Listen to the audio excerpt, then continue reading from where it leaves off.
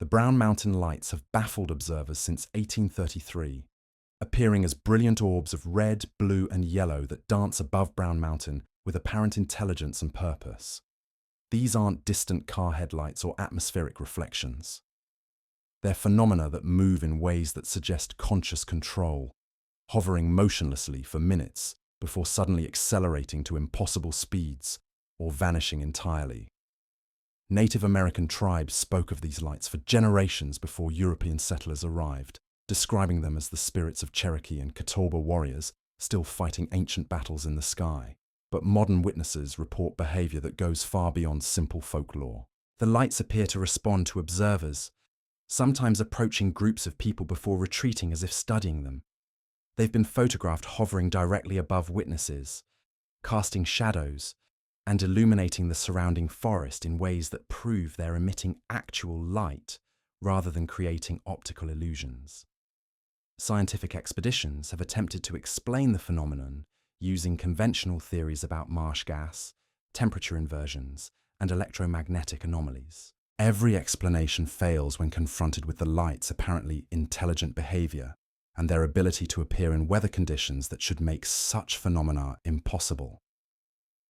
The lights have been documented appearing during snowstorms, clear nights, foggy conditions, and even in broad daylight.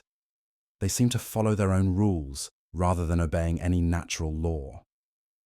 Witnesses describe encounters that suggest the lights are aware of human presence and may even be attempting communication. Groups of lights have been seen forming geometric patterns, flashing in sequences that appear to be coded messages, and maintaining formations that mirror the movements of observers below. The most disturbing reports come from people who claim the lights have followed them home, appearing outside air windows for days after their initial encounter at Brown Mountain.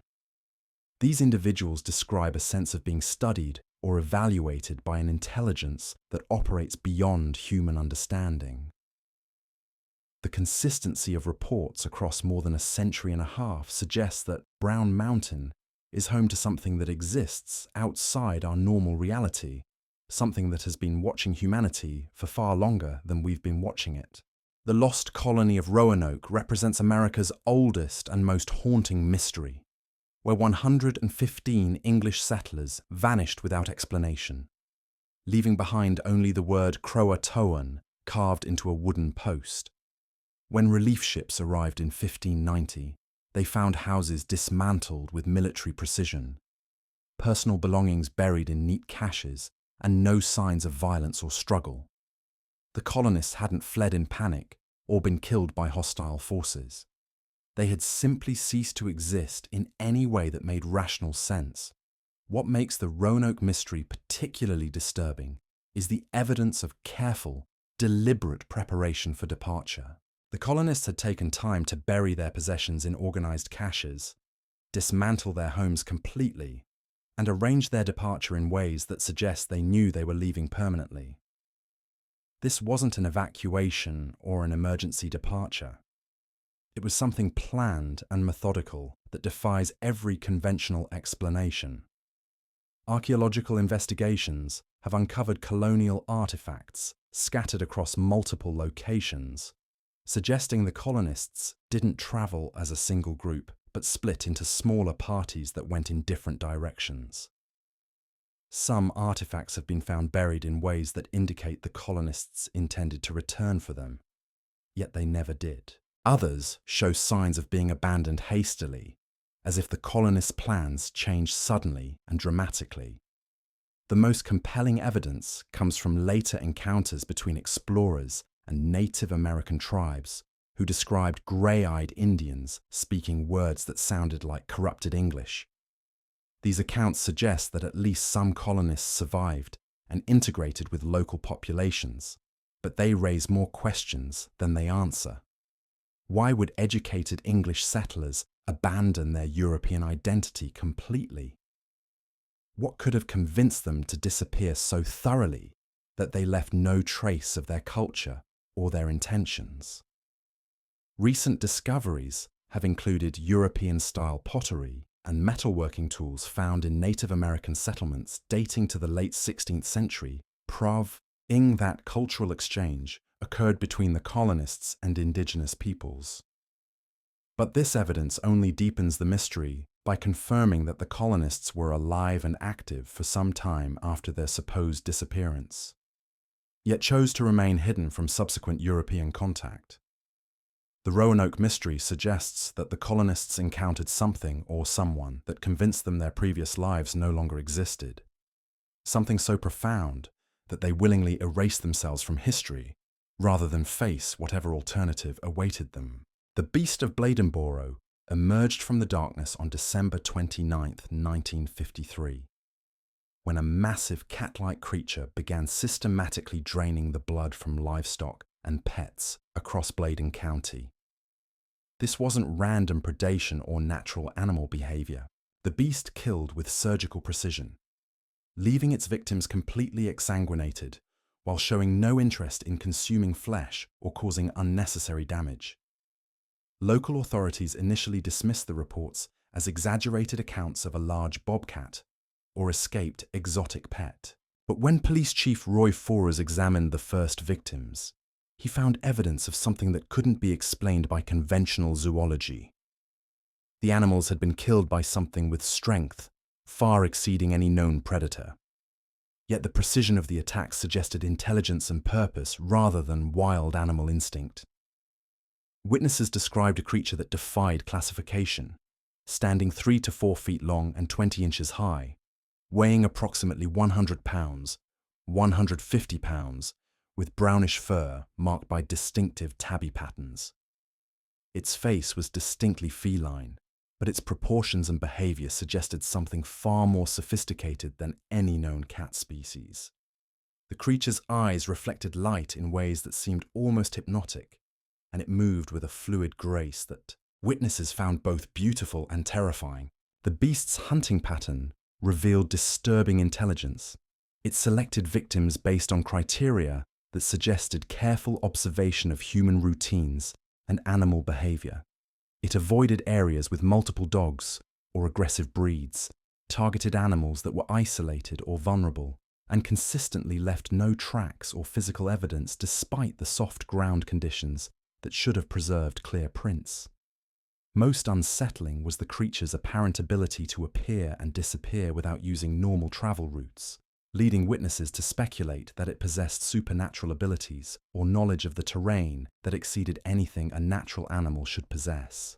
When news of the beast spread beyond Bladenboro, the town was invaded by hundreds of hunters from across the southeast, creating a media circus that attracted national attention.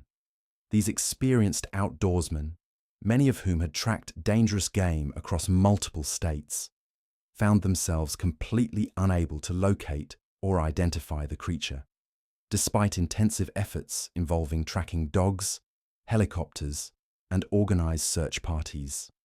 The beast seemed to anticipate human activity and modify its behavior accordingly, staying ahead of pursuit efforts with an intelligence that suggested it understood human hunting methods and could counter them effectively. The creature's reign of terror ended as abruptly as it began, with officials claiming that a large bobcat shot near the town was responsible for the killings. But the captured animal was far too small to account for the massive strength demonstrated in the attacks, and its dental structure couldn't explain the precise puncture wounds found on victims. The beast had simply vanished, leaving behind a mystery that would resurface decades later when similar attacks occurred across North Carolina, suggesting that whatever stalked Bladenboro in 1953 was part of a larger phenomenon that continues to this day. The phantom hiker of Grandfather Mountain appears at dusk along the 12 miles of trails, an elderly man with a flowing beard, carrying a wooden walking stick who hikes in complete silence through the state park. Visitors have encountered this figure for over 40 years, describing a man who appears completely solid and realistic until they attempt to engage with him. He never acknowledges greetings, never responds to questions, and never deviates from his solitary journey through the mountain paths. What makes this apparition particularly unsettling is his consistency across decades of sightings. Multiple witnesses describe identical details about his appearance, his clothing, and his behavior, yet no historical records exist of any hiker matching his description who died on the mountain. Park rangers have become familiar with reports of the phantom hiker, noting that encounters follow predictable patterns despite occurring across different seasons and times of day. The spirit appears to follow the same general routes repeatedly, suggesting either a strong attachment to specific trails or a residual haunting that replays the same journey endlessly. Witnesses consistently report feeling overwhelming melancholy when encountering the figure, as if his presence carries the weight of profound loss or unfulfilled purpose. The phantom hiker seems to exist in a state of eternal searching, forever walking trails that may lead to a destination that no longer exists in our reality. Photography attempts universally fail to capture any image of the figure, despite clear visual sightings by multiple witnesses simultaneously, indicating that whatever creates this phenomenon operates outside the electromagnetic spectrum that cameras can record. The apparition has been reported during blizzards, thunderstorms, and perfect weather conditions, suggesting that environmental factors don't affect his manifestation. Most disturbing are accounts from experienced hikers who report being followed by the phantom for miles, sensing his presence just behind them throughout their journey, yet never seeing him when they turn around.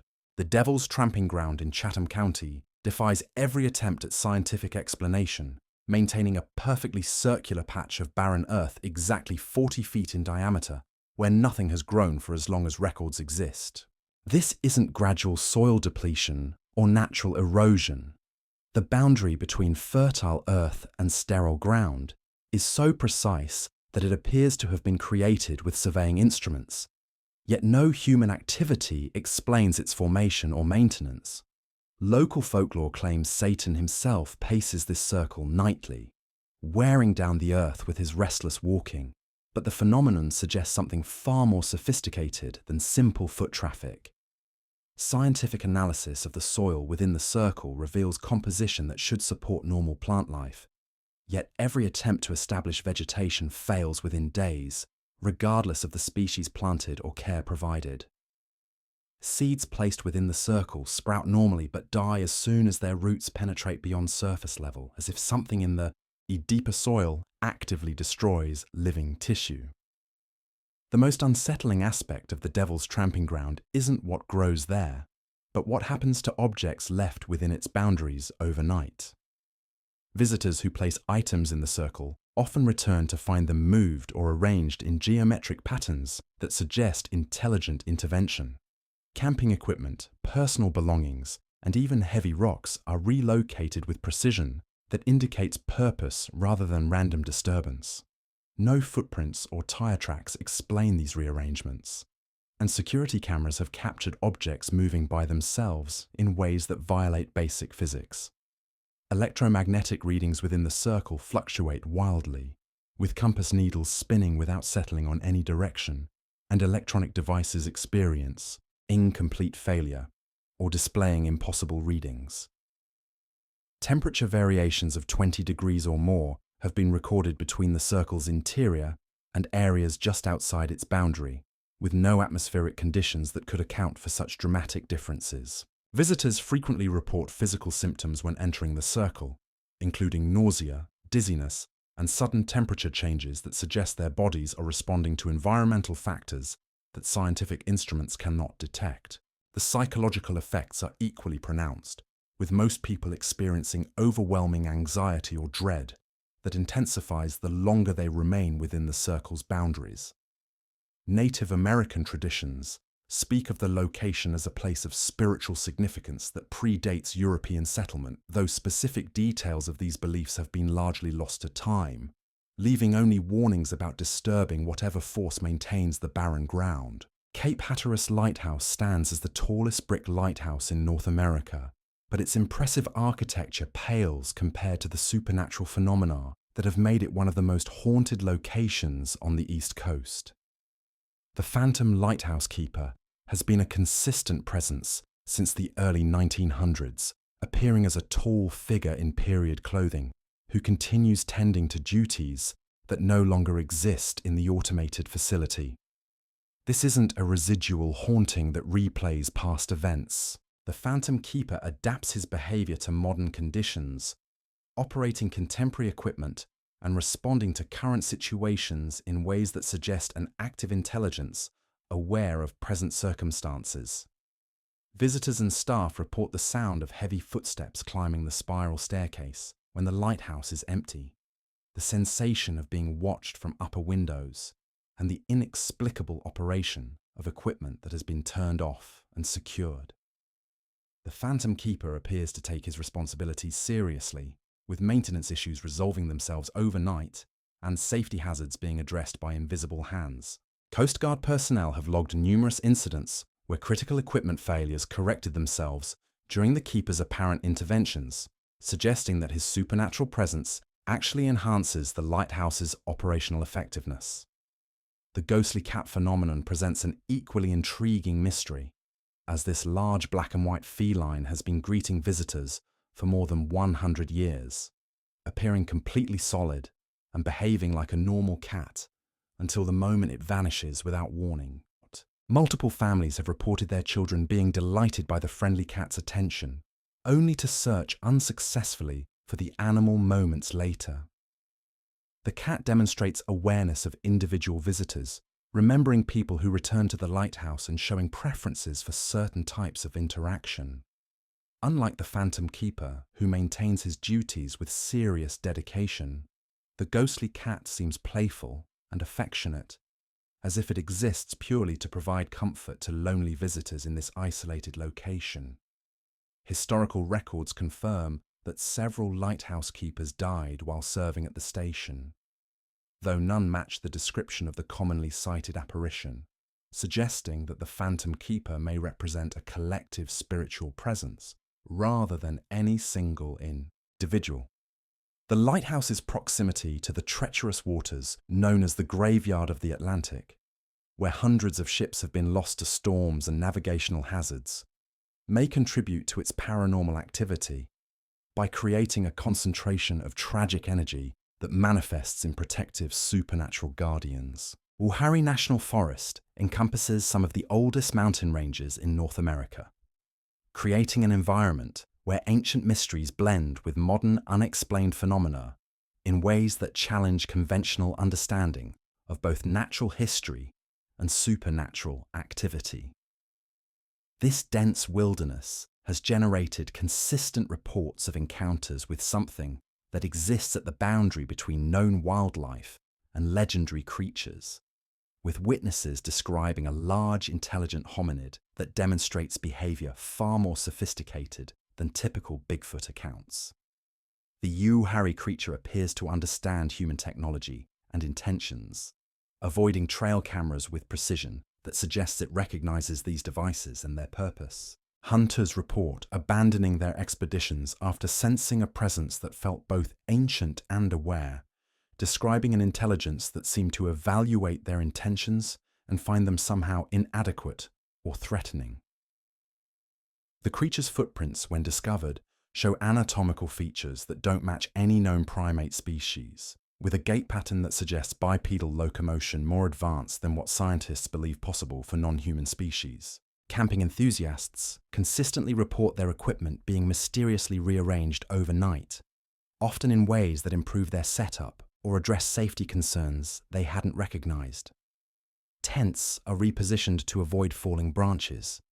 Campfires are banked more effectively than the campers left them, and food caches are relocated to areas with better protection from wildlife. These interventions suggest a benevolent presence that watches over human visitors while maintaining its own concealment. The forest's unexplained lights differ from other North Carolina phenomena, appearing as smaller, more mobile orbs that dance between trees and occasionally respond to human presence by approaching or retreating based on the observer's behavior. These lights have been photographed successfully, revealing internal structures that don't match any known atmospheric or electrical phenomenon.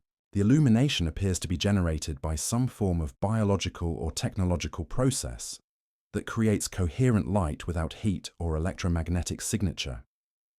The mineral deposits and unique geological features throughout Uwharrie National Forest have led researchers to theorize that the area possesses natural properties that enhance paranormal activity through electromagnetic field interactions with the ancient bedrock. Geological surveys reveal unusual crystalline formations deep underground that may create resonance effects similar to those reported at other mysterious locations worldwide. Native American tribes historically considered large sections of the Uwharrie Range to be sacred or forbidden territory, establishing taboos against certain activities in specific areas. Though the reasons for these restrictions have been lost to time, along with the detailed knowledge of what these ancient peoples encountered in the forest depths. Modern visitors who venture into these traditionally forbidden zones report the strongest supernatural encounters, suggesting that indigenous warnings were based on genuine hazards rather than simple superstition. The disappearance of Nell from Elizabeth City in November 1901 became a national obsession that revealed disturbing inconsistencies in the official investigation and raised questions about whether the true circumstances of her death were deliberately concealed. 19-year-old Nell had moved from Brooklyn with her family and quickly became a beloved figure in local society, attracting attention from numerous suitors, including Jim Wilcox, whose relationship with her was reportedly becoming increasingly troubled in the weeks before her vanishing. On the night of November 20th, Nell disappeared from her family's front porch after a visit with Wilcox, with no witnesses to her departure despite the home's location on a busy residential street where neighbors should have noticed any disturbance or unusual activity. The month-long search for Nell involved hundreds of volunteers and became a media sensation that captured the attention of newspapers across the entire country, with reporters traveling to Elizabeth City to cover every development in the increasingly mysterious case. When Nell's body was finally discovered in the Pasquotank River, the condition of her remains raised more questions than it answered, with forensic evidence suggesting she may not have been in the water for the entire month she was missing. The state of decomposition was inconsistent with prolonged submersion, and certain physical evidence indicated she might have been kept elsewhere before being placed in the river shortly before her discovery. Wilcox's trial became a dramatic spectacle featuring conflicting testimony, questionable evidence handling, and a community divided between those convinced of his guilt and others who believed he was being framed for a crime he didn't commit. The prosecution's case relied heavily on circumstantial evidence and witness testimony that seemed to change, between initial statements and courtroom appearances, raising suspicions about external pressure being applied to secure a conviction. The case featured investigative techniques that were remarkably advanced for the early 1900s, including detailed forensic analysis of physical evidence, psychological profiling attempts, and systematic interviews with potential witnesses that resembled modern police procedures. These sophisticated methods uncovered evidence that contradicted the official narrative, including testimony from witnesses who claimed to have seen Nell alive days after she supposedly died, and physical evidence that suggested multiple people were involved in whatever happened to her. Despite his conviction and death sentence, Wilcox maintained his innocence with a consistency that impressed even his detractors, providing detailed alibis and explanations that were never adequately investigated by authorities who seemed determined to close the case quickly. The eventual pardon granted to Wilcox by Governor Thomas Bickett was based on evidence that had been suppressed during the original trial, including testimony from witnesses who had been intimidated into silence and physical evidence that had been misrepresented by investigators. The governor's review revealed a pattern of prosecutorial misconduct and investigative shortcuts that suggested the real perpetrator was never seriously pursued, leaving the true circumstances of Nell Cropsey's death forever shrouded in mystery and raising disturbing questions about how many other cases from that era were resolved through convenience rather than justice. The Maco light phenomenon originated from a tragic railroad accident in 1867, when conductor Joe Baldwin was killed while attempting to warn an oncoming train that his passenger car had become uncoupled. But the supernatural manifestations that followed his heroic death have proven far more complex and intelligent than simple residual hauntings. Baldwin's final act of waving his lantern in a desperate attempt to prevent a collision has created a phenomenon that appears to continue his railroad duties even in death, with witnesses reporting a flickering light that moves methodically along the abandoned trackbed as if still performing safety inspections and maintenance duties. The Maco light typically appears as a single lantern-like illumination that swings back and forth in the distinctive pattern that railroad workers use when signaling trains, but its behavior suggests awareness of modern conditions and an ability to adapt to changing circumstances over the decades since the tracks were removed. Unlike other ghost lights that appear randomly or follow predictable patterns, the Maco light seems to respond to specific triggers related to transportation and safety, appearing more frequently during severe weather conditions when travel becomes dangerous, and often manifesting near locations where modern accidents have occurred. Railroad workers and local residents became so familiar with Baldwin's spiritual presence that they incorporated him into their daily routines, with some engineers reporting that they would slow their trains when approaching the area where his light appeared, treating his manifestation as a legitimate safety signal rather than a supernatural curiosity. The light's appearances became less frequent after the railroad tracks were removed in the 1970s, but it didn't disappear entirely, suggesting that Baldwin's spiritual energy has adapted to monitor modern transportation routes that replaced the railway system he once served. The most compelling aspect of the Maco light phenomenon is its apparent evolution over time, with recent witnesses describing behavior that reflects awareness of automobiles, aircraft, and other modern transportation methods that didn't exist during Baldwin's lifetime. The light has been reported appearing near highway accidents, hovering over areas where planes have made emergency landings, and even manifesting near locations where trains on distant tracks have experienced mechanical problems, as if Baldwin's protective instincts have expanded beyond his original railway to encompass all forms of transportation safety. The Carolina Inn's resident spirit represents one of the most well-documented and benevolent hauntings in North Carolina, where Dr. William Jackox continues to serve as an unofficial host more than 50 years after his death in 1965. Dr. Jackox was a beloved University of North Carolina professor whose deep attachment to the inn and its academic community appears to have created a spiritual presence that enhances rather than disturbs the establishment's atmosphere. Unlike typical ghost encounters that inspire fear or unease, interactions with Dr. Jackox are consistently described as delightful and welcoming, with guests often expressing gratitude for his attention rather than concern about supernatural activity. The phenomena associated with Dr. Jackox extend far beyond simple physical manifestations, encompassing emotional and intellectual experiences that suggest a spirit who remains actively engaged with the living world rather than trapped in past memories. Guests staying in room 256 often report vivid dreams about academic discussions, sudden inspiration to pursue learning opportunities they had never previously considered, and a general sense of intellectual stimulation that persists long after their departure from the inn. Hotel staff members have developed a working relationship with Dr. Jackox that resembles collaboration more than haunting, learning to communicate with him directly when they need assistance with room maintenance or when mechanical issues arise unexpectedly. The spirit's playful nature has reportedly evolved over time, with staff noting that his interactions demonstrate awareness of modern technology and changing social customs, suggesting an active consciousness that continues to learn and adapt rather than a residual energy that simply replays past behaviors. Dr. Jackox appears to take pleasure in surprising guests with small gestures of hospitality, such as adjusting room temperature to optimal comfort levels, ensuring that bathroom fixtures work perfectly, and even arranging personal belongings in ways that guests find more convenient than their original placement.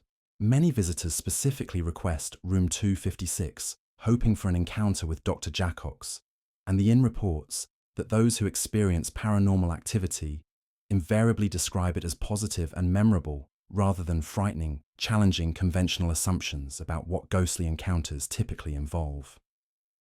The case has attracted the attention of paranormal researchers who find Dr. Jaycox unusually cooperative with their investigations, seemingly eager to demonstrate his continued existence and his ongoing commitment to ensuring that guests enjoy their stay at his beloved inn.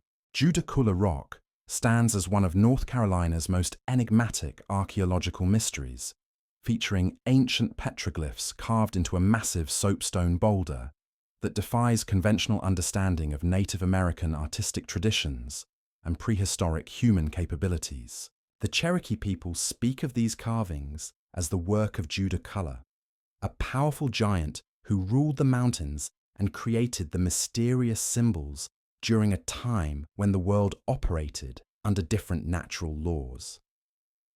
But modern analysis of the petroglyphs reveals complexities that suggest knowledge and techniques far beyond what should have been possible for ancient peoples working with primitive tools. The rock itself measures approximately 15 feet in length and 11 feet in width, covered with hundreds of intricate symbols, figures, and patterns that appear to have been created using advanced carving methods that produce precise lines and detailed imagery. Archaeological examination reveals that the petroglyphs were created using techniques that should have required metal tools and sophisticated understanding of stone carving principles, yet they predate any known metalworking cultures in the region by thousands of years. The symbols themselves don't match any known Native American artistic traditions or communication systems, featuring geometric patterns, abstract figures, and complex designs that seem to follow mathematical principles rather than artistic inspiration. What makes Judaculla Rock particularly disturbing is the ongoing phenomenon experienced by visitors who approach the ancient carvings. People consistently report feeling an overwhelming presence when near the boulder, describing sensations of being watched by an intelligence that seems both ancient and hostile. Many visitors experience physical symptoms, including sudden temperature changes, electromagnetic disturbances that affect electronic devices, and a crushing sense of anxiety that intensifies the closer they get to the carved symbols. These reactions occur regardless of weather conditions or individual psychological states, suggesting that the rock itself emanates some form of energy that affects human consciousness and physiology. Photography attempts at Judaculla Rock produce consistently anomalous results, with digital cameras malfunctioning, film developing with unexplained shadows and light patterns, and electronic equipment experiencing complete failure when pointed directly at certain symbols. The few successful photographs that have been obtained show details in the carvings that aren't visible to the naked eye, including additional symbols that appear only in specific lighting conditions and patterns that seem to shift depending on the angle and time of day from which they're viewed. The most unsettling aspect of the Judaculla Rock mystery involves the symbols themselves, which appear to be changing over time in ways that natural erosion cannot explain. Detailed documentation spanning several decades shows that certain carvings have become deeper and more defined, while others have faded or disappeared entirely, following patterns that suggest selective preservation rather than random weathering.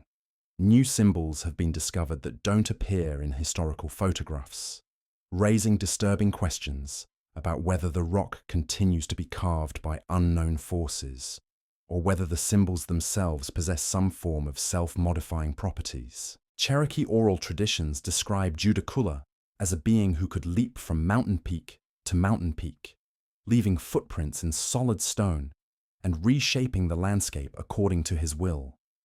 These legends speak of the giant as both protector and destroyer, maintaining the balance of natural forces while punishing those who violated sacred laws or disturbed forbidden knowledge.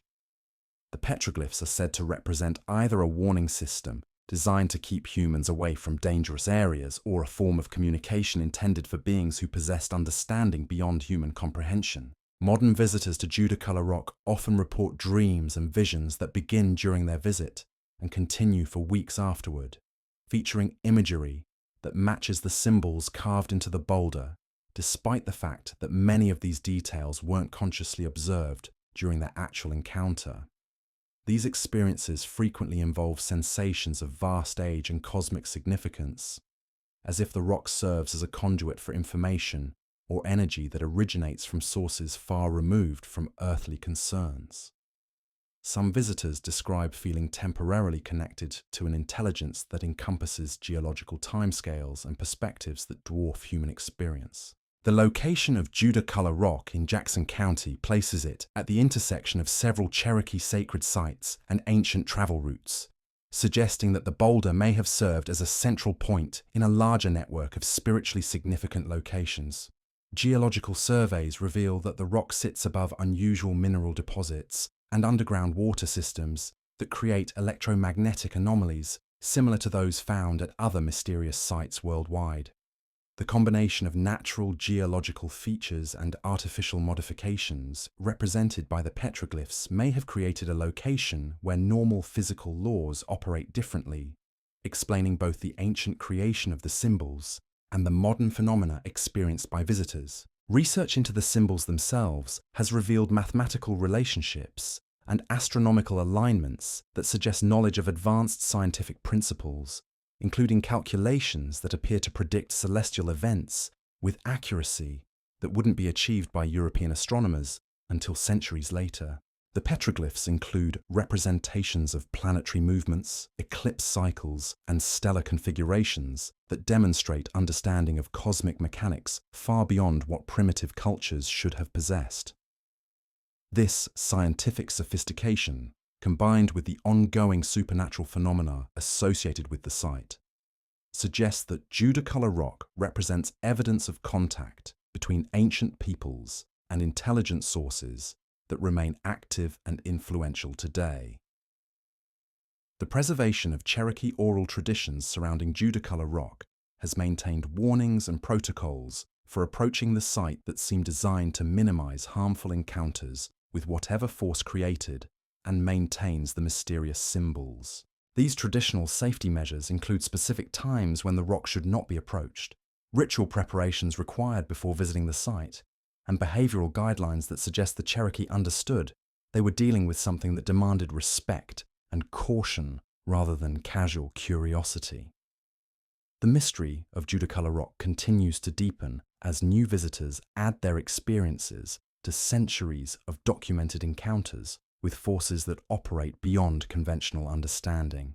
The ancient petroglyphs serve as a permanent reminder that North Carolina has been home to phenomena that transcend normal human experience for thousands of years, creating a legacy of mystery that connects prehistoric times to modern supernatural encounters.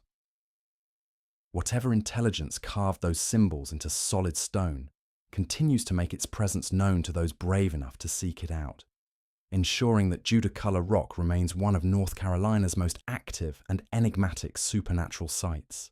These 10 mysteries represent only a fraction of the unexplained phenomena that have made North Carolina one of America's most supernatural states. From ancient petroglyphs that seem to modify themselves to phantom lighthouse keepers who continue their duties decades after death, these encounters challenge fundamental assumptions about the nature of reality itself. The consistency of reports across centuries, the credibility of witnesses, and the physical evidence that accompanies these phenomena suggests that North Carolina exists at a unique intersection where multiple dimensions of reality overlap and interact in ways that mainstream science refuses to acknowledge. Science refuses to acknowledge. What unites these North Carolina mysteries isn't their individual strangeness, but the pattern they reveal about the nature of our reality. Each phenomenon demonstrates that the boundaries we assume separate the possible from the impossible are far more fluid than we've been taught to believe. These aren't isolated incidents scattered randomly across the landscape. They're concentrated manifestations of something fundamental about North Carolina itself, something that transforms ordinary locations into windows between worlds. The state's geological features play a crucial role in these supernatural occurrences, with ancient mountain ranges containing mineral deposits and electromagnetic anomalies that seem to enhance paranormal activity. The Appalachian chain represents some of the oldest rock formations on Earth, creating a foundation where energies from prehistoric eras continue to influence modern reality. Coastal regions, where warm Gulf Stream waters meet cold Atlantic currents, generate atmospheric conditions that may facilitate dimensional boundaries becoming permeable, allowing phenomena from other realms to manifest in our world. What makes North Carolina's mysteries particularly compelling is their evolution over time. These aren't static legends frozen in the past, but dynamic phenomena that adapt to changing circumstances while maintaining their essential characteristics. The Phantom Lighthouse Keeper operates modern equipment despite dying decades before such technology existed. The Brown Mountain Lights respond to contemporary observers using behavior patterns that suggest learning and adaptation. Ancient petroglyphs display new symbols that weren't present in historical documentation, indicating ongoing supernatural activity rather than simple archaeological curiosities. The psychological impact of these encounters extends far beyond the initial sighting or experience. Witnesses consistently report that their encounters fundamentally altered their understanding of reality, leaving them with knowledge they cannot fully articulate, and memories that seem to contain information from sources outside their normal experience. Many describe feeling chosen or marked by their supernatural encounters, as if whatever intelligence governs these phenomena deliberately selects certain individuals for contact while remaining hidden from others. The suppression of detailed investigation into North Carolina's supernatural phenomena follows patterns similar to other unexplained events throughout American history. Academic institutions avoid serious research into these mysteries, funding agencies refuse to support comprehensive studies, and media coverage focuses on entertainment value rather than scientific analysis. This systematic avoidance of legitimate investigation ensures that the truth about North Carolina's supernatural landscape remains hidden from public understanding, protecting interests that profit from maintaining conventional explanations for phenomena that clearly transcend normal scientific frameworks. Tourist industries have commercialized many of these mysteries, creating sanitized versions that emphasize entertainment while carefully avoiding the more disturbing aspects of genuine supernatural encounters. Ghost tours focus on harmless spirits and romantic legends, while ignoring the darker implications of places where reality itself becomes unstable. This commercialization serves to discredit serious investigation by mixing authentic phenomena with fabricated stories designed to generate revenue rather than reveal truth. North Carolina's unexplained mysteries prove that our understanding of reality is far more limited than we've been led to believe. These documented encounters with the impossible demonstrate that the Old North State exists at the intersection of multiple dimensions, where ancient forces continue to shape modern experience in ways that challenge everything we think we know about the world around us. The evidence is undeniable, the witnesses are credible, and the phenomena persist despite decades of attempts to explain them away. What secrets are still waiting to be discovered in the misty mountains and haunted coastlines of North Carolina?